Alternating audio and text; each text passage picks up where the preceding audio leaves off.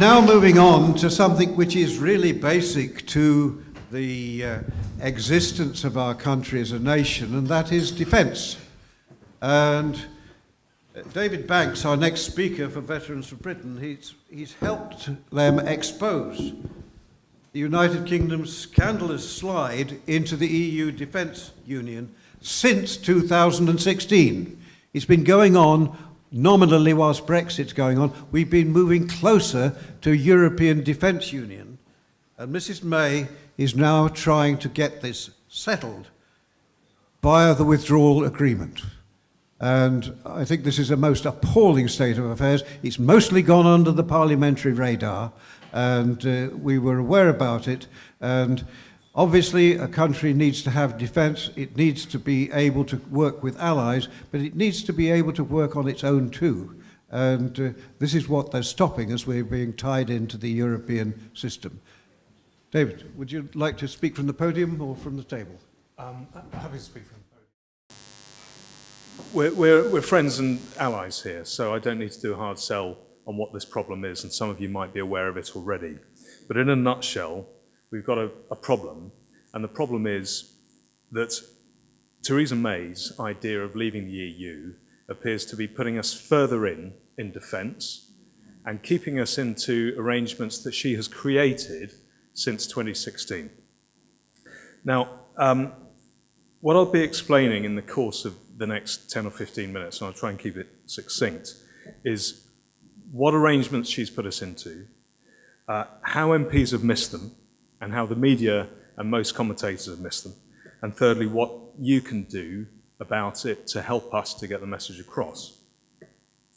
And I'll be speaking to some of these pictures because this will just help illustrate. This headline here, UK to veto EU defence union, is from September 2016, and it was shortly after Mrs Mogherini, EU Commission, European External Action Service began to announce their new plan, their master plan for the EU global strategy. This is the new foreign strategy of the European Union as a hard and soft power player in the world. And the EU global strategy was announced 5 days after the referendum. It was initially going to be announced in April, and it would have been explosive if it had been announced then, but of course they delayed it because they realised it would have been detrimental for their own interests during the referendum campaign. 5 days after the referendum, they came up with the global strategy. And then the weeks following that, they were getting the various EU diplomats, including UKREP, UK Representative Office in Brussels, Foreign Office, to hammer out agreement. They were seeking agreement from the member states on the defence silo of the EU global strategy. And all of the talk that came from the UK government was, we're not going to be in this, we're going to stop it, we don't like the militarisation of the EU, and hence this headline.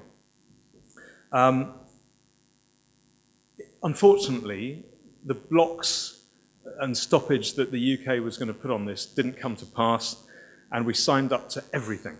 Everything that was ever put in front of a British minister has been signed up to, and we're a part of it. We were warning about this from November 2016 onwards, all the way through 2017. There were more agreements about the finer detail of the original ones in November and December 2016. And we were trying to tell MPs what they were missing, and the picture became fully formed by about June the following year, so June 2017. Within a year of the referendum, the EU had gained all of the agreements that it needed from the UK. The only thing that we are not currently in what is presciently referred to here in this headline as the EU Defence Union, because that's the phrase that they're now starting to use. The only bit that we're not in is something called PESCO, Permanent Structured Cooperation. And that is, I would estimate, at sort of 10 or 15% of the whole defence project of the EU, but it's a crucial one. Mrs May's withdrawal texts put us into PESCO. Now, PESCO is a political framework for countries to coalesce their decision-making in defence. They agree that they no longer act as an individual member state when it comes to foreign and defence policy.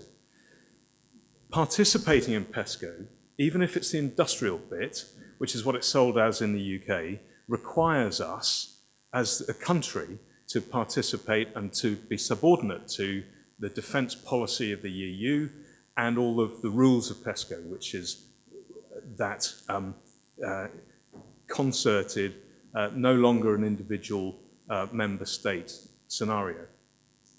So that gives you a picture.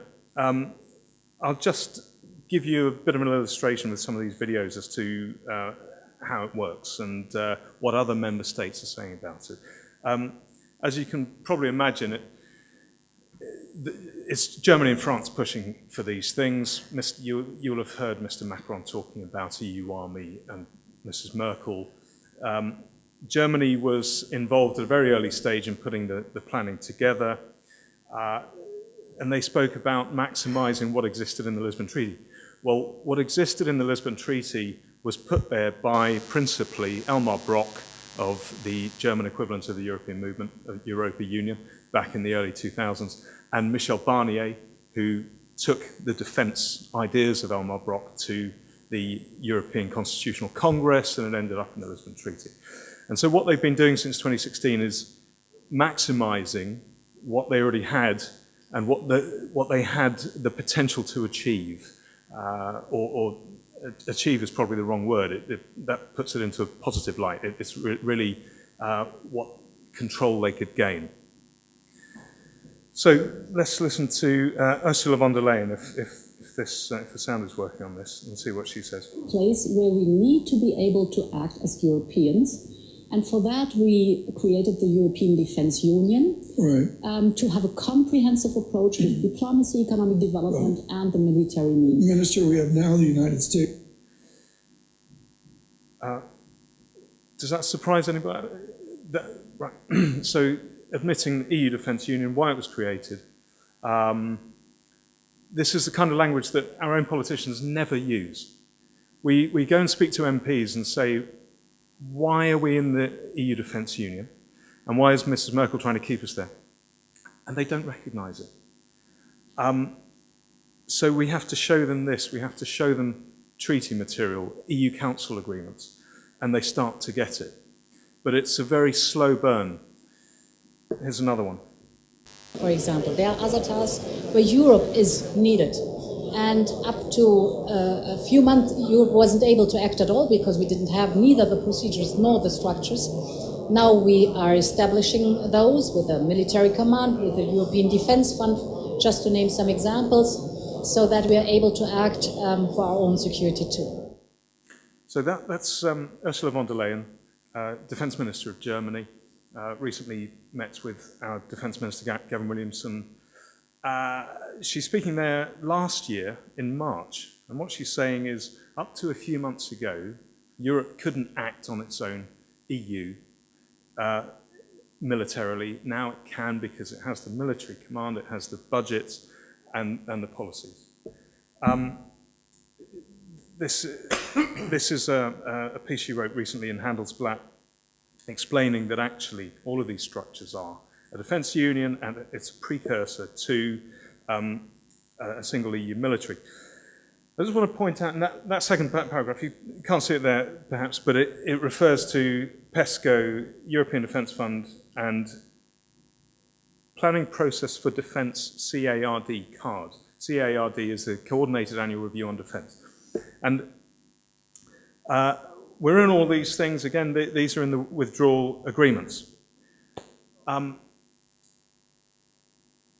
Mrs. von der Leyen knows that all of these things are the precursor to the defence union, what she calls the army of the Europeans. I'll just read you that crucial sentence in what she says. This is her own words. What we see today and what we have already achieved is the first concrete steps on this way. By giving birth to the European Defence Union, we have started to build what I like to call the army of the Europeans. Right. I'm at risk of going into too much background detail without explaining the consequences, but I'll just do one more thing, which is to quote Mrs. Mogherini, and she says, mirroring the words of Mrs. von der Leyen, we have achieved more in this last year than we have achieved in decades on security and defence in the European Union. Right. So it's essential then to start to understand the structures that we, the UK, are in, so that we can explain that to MPs, so that you can help explain it to MPs, because they're not getting it from anywhere else. They're not getting the information. So these are the structures. Can you see some of those, or all of them, or they're acronyms? I can read you some of them out. CSDP, CARD, PESCO, MPCC, SIAC, EDIDP. All of these things explain what they call the architecture of EU defence. And they have relationships with each other. One might be a budget, which is an incentive towards another one. Another one is, CSDP is the overarching name for the whole of what you see there. It's the whole EU defence policy. And I'll just plug in there, that's all the meanings. If I went to any MPs in the UK and asked them what all of those things were, none of them could tell me all of them. And I would imagine 10% would be able to name 3 or 4. They do not have the first clue about what we are in and what we are staying in. They simply don't understand because it hasn't been sent to them. They haven't discussed it. They haven't voted on it. So how on earth have we ended up in this stuff? It's because at EU Council, you have a minister who goes into a room and they are asked whether they have any objections to what their diplomats have negotiated in the week preceding. Their diplomats have just advised them on what to say and what position they have taken at those discussions in the Political and Security Committee. If they put their hand up and say they object to what their own diplomats have negotiated, that would be very difficult. They'd be objecting to their own team's work, and they don't understand enough of it in the first place. They haven't had any correspondences with MPs about these things. Often they are so new, because they have been marked as limité in the EU vernacular, that they haven't been sent to the parliaments and the scrutiny committees, that they wouldn't even know what they're objecting to. So, I'll run through quickly what these things are and the impact on the UK. The MPCC, that's the new command headquarters of the EU. At the moment, it's only for missions, so advisory missions, shipping security, training in Africa, the Mediterranean. But the EU has already said, within months of creating it, that they want to switch it very soon to an operational headquarters. And they've admitted that that can be done very quickly. PESCO, we've discussed. CARD. CARD is an absolute gem. It's the system that the EU has invented in order to mark the homework of member states' defence ministries in how they spend their money.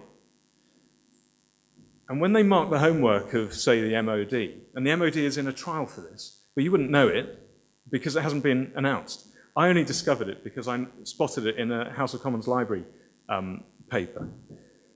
And we've been in a trial for it since its creation in 2017. They mark the homework of the MOD and say, well, we like what you've done here. We want you to diminish spending on a certain capability and raise it in another capability. And if you do that, you'll get $500 million in incentive cash from the European Defence Fund. So there is this circular sort of scenario where, being a part of the policy, we are locked into it by other means, by financial means. I mentioned the European Defence Fund as as the incentive, the sort of the bribery, I guess, that the EU uses to get countries to participate in CIRD. European Defence Fund is somewhere here. Yeah, middle on the right. That itself is composed of two structures at the bottom, European Defence Industrial Development Programme and European Defence Research Programme.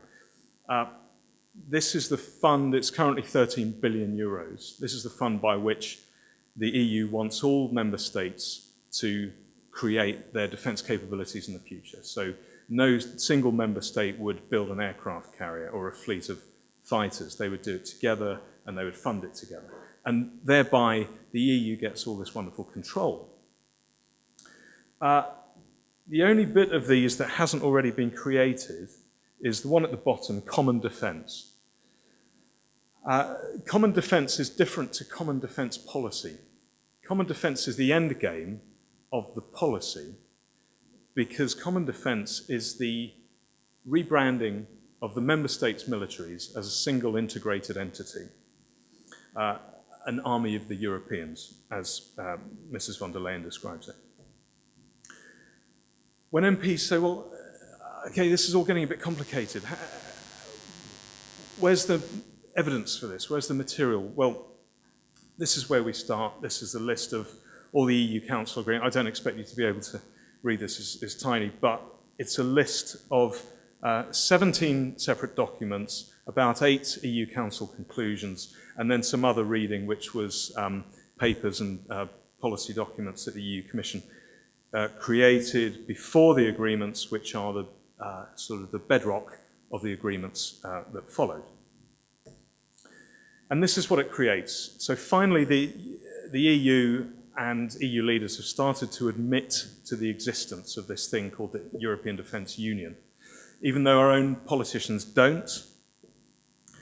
And it's composed of all those previous structures that we had in that sheet. So permanent strategic cooperation, European Defence Fund, CARD, another budget, and some other policy instruments that tie the whole thing together as a glue. Switching from this, the EU's output, to this, which is Mrs. May's withdrawal texts. This is from the political declaration. And this mentions some of those things that you saw in that previous slide. European Defence Agency, European Defence Fund, permanent structured cooperation.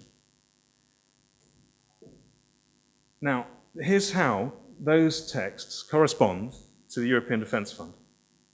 It's a direct match. We're in the whole lot. Why don't MPs understand? Why don't they talk about it? I don't know. Perhaps some of you might have answers. But I think it's because they haven't bothered to do the reading. At some point they've been told that any talk of EU military is mad and it's ridiculous and it's not happening. It's not there. Don't just look the other way. I think it's probably best that I stop there. I could go through some of the background of the mistakes ministers have made, but I think that's probably enough for now.